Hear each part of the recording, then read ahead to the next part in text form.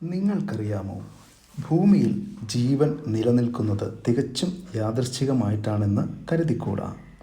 ജീവൻ്റെ നിലനിൽപ്പിനാവശ്യമായ രീതിയിൽ സംവിധാനിക്കപ്പെട്ട ഒരു ഗ്രഹമാണ് ഭൂമി. പ്രപഞ്ചത്തിലെ ഭൂമിയുടെ സ്ഥാനം മുതൽ ഭൗമവസ്തുക്കൾ വരെ എല്ലാം തന്നെ ജീവൻ എന്ന പ്രതിഭാസത്തിൻ്റെ നിലനിൽപ്പിന് അനുകൂലമായി സൃഷ്ടിക്കപ്പെട്ടതാണെന്ന് ഒരു സൂക്ഷ്മാന്വേഷിക്ക് ബോധ്യമാവും. സൂര്യന് ചുറ്റും പരിക്രമണം ചെയ്തുകൊണ്ടിരിക്കുന്ന ഗ്രഹങ്ങളിലൊന്നാണ് ഭൂമി. സൂര്യനിൽ നിന്ന് ശരാശരി 14,94,07,000 കിലോമീറ്റർ ദൂരത്തിലാണ് ഭൂമി സ്ഥിതി ചെയ്യുന്നത്. ഈ ദൂരമാണ് ഒരു ജ്യോതിർമാത്ര അസ്ട്രോണമിക്കൽ യൂണിറ്റ് AU എന്നറിയപ്പെടുന്നത്. ഭൂമിയിൽ ജീവൻ നിലനിൽക്കാനാവശ്യമായ സംവിധാനങ്ങൾ ഉണ്ടാക്കുന്നത് ഈ ദൂരമാണ്.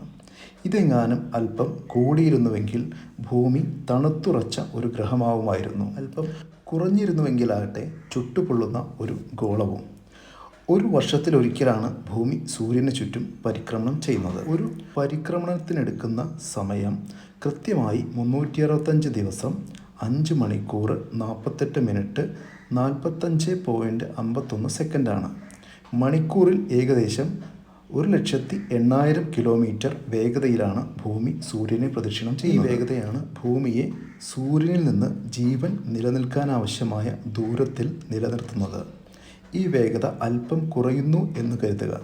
എങ്കിൽ സൂര്യൻ്റെ ഗുരുത്വാകർഷണം മൂലം ഭൂമി അതിനോടടുക്കുകയും ബുധനെയും ശുക്രനെയും പോലെ ചുട്ടുപൊള്ളുന്ന ഗോളമായി മാറുകയും ചെയ്തേനെ.